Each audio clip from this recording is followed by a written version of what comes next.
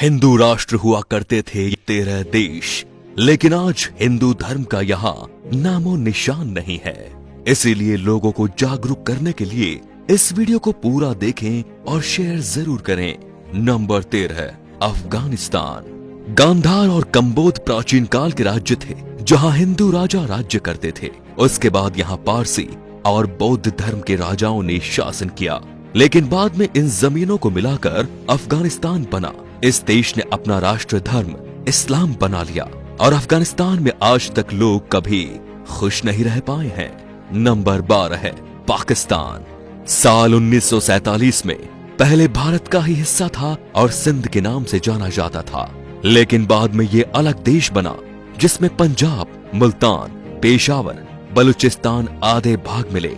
पाकिस्तान ने अपने देश का धर्म इस्लाम रखा। आज भारत का सबसे बड़ा दुश्मन यही है और आतंक की फैक्ट्री चलाता है।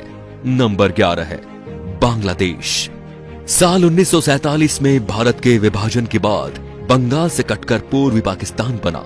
1949 में आवामी लीग की स्थापना हुई। इसका उद्देश्य पूर्वी पाकिस्तान को संयुक्ता दिलाना था। 1971 शेख मुजीब और अवामी लीग ने 26 मार्च को स्वतंत्रता की घोषणा कर दी और नए देश का नाम रखा बांग्लादेश।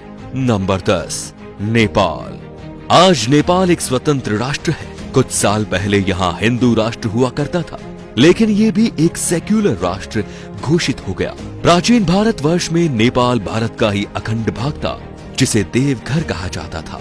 इसी देश में भगवान श्री राम की पत्नी सीता, जिनका जन्म स्थल मिथिला में स्थित है। नंबर 9, भूटान। प्राकृतिक सुंदरता से भरपूर भूटान भी कभी भारतीय महाजनपदों के अंतर्गत एक जनपद था और अखंड भारतवर्ष का हिस्सा था।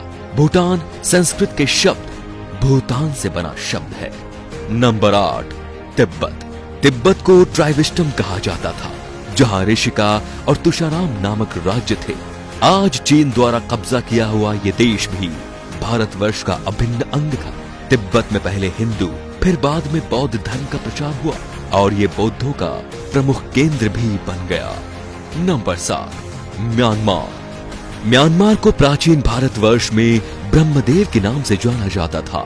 ये देश प्राचीन काल से ही भारत का ही उपनिवेशक रहा है। हालांकि मुस्लिम शासन काल में म्यांमार शेष भारत से कटा रहा और यहाँ पर स्वतंत्र राज्य सत्ताएं कायम हो गई। नंबर 6, श्रीलंका।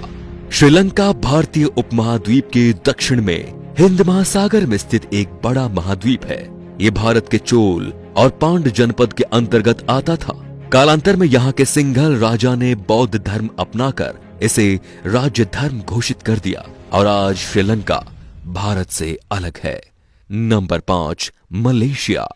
मलय प्राय द्वीप का दक्षिणी भाग मलेशिया देश के नाम से जाना जाता है।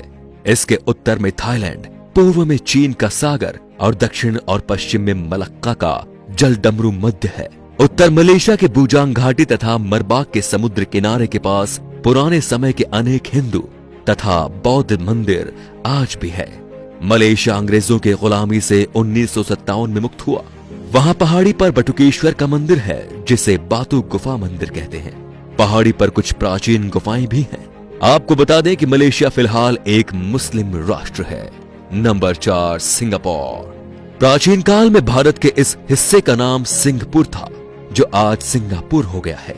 बाद में 9 अगस्त 1965 को अंग्रेजों ने सिंगापुर को स्वतंत्र और एक गणतंत्र देश बना दिया। Number 3, Thailand. हमें भले ही घूमने के लिए कहीं जाना हो तो थाईलैंड का नाम दिमाग में आता है, लेकिन ये बहुत ही कम लोग जानते हैं कि थाईलैंड का प्राचीन भारतीय नाम श्याम देश है। प्राचीन काल में यहाँ हिंदू और बौद्ध धर्म और संस्कृति का एक साथ प्रचलन था, लेकिन अब ये एक बौद्ध राष्ट्र है। खैरात के दक्षिण पूर्व में कंबोडिया की सीमा के पास उत्तर में लगभग 40 किलोमीटर की दूरी पर यूरीराम प्रांत में प्रशांत फनाम रंग नामक सुंदर मंदिर है। Number 2, Cambodia. पौराणिक काल का कंबोज देश, कल का कंपूचिया और आज का कंबोडिया पहले हिंदू रहा और फिर बौद्ध हो गया। विश्व का सबसे बड़ा हिंदू मंदिर परिसर तथा विश्व का सबसे बड़ा धार्मिक स्मारक कंबोडिया में स्थित है। यह कंबोडिया के अंकोर में है, जिसका पुराना नाम यशोधरपुर है। Number 1, Vietnam. प्राचीन भारतवर्ष में वियतनाम को चंपा कहकर पुकारा जाता था। चंपा के लोग चांप कहलाते थे। वर्तमान समय में चांप लोग वियतनाम और कंबोडिया के सबसे बड़े अल्पसंख्यक हैं। आज के ये अपने आप में एक स्वतंत्र राष्ट्र हैं। भारतीय इतिहास के अनुसार भारत के सम्राट विक्रमादित्य संपूर्ण अरब को जीतकर अपने साम्राज्य में मिलाया था।